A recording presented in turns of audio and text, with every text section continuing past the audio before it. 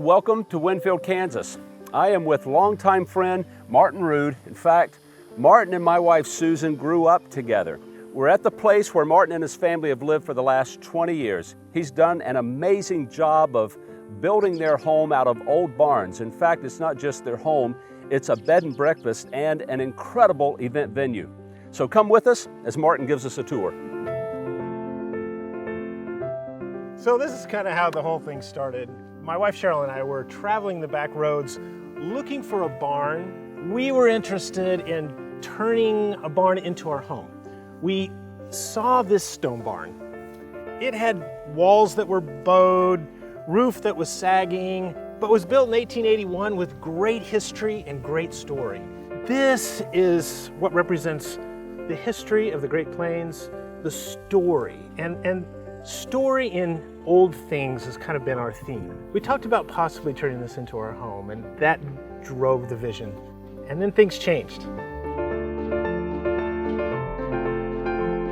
We had a conversation with a gentleman who was into salvage material, and he let us know that if we were interested in building a barn, that there was a barn 9 miles to the west that hail had taken the roof, flood had taken the foundation. Boy, if you can save this barn frame, you can have it. That's what happened with this barn. This became our home.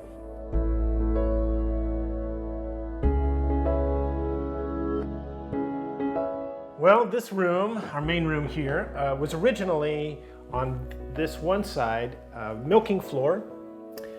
This was a drive-through for the barn, and the hay was lifted up here, and then the granaries all on the north side here.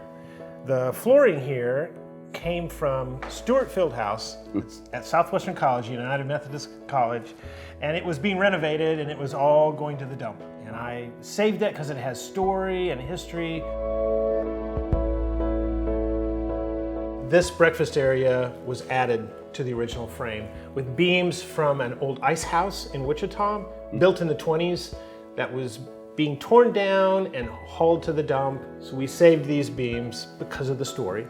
So the first bedroom is the granary room, and the granaries were all on the north side of the barn here. About 20% of this project is tear out and redo as thoughts and dreams change.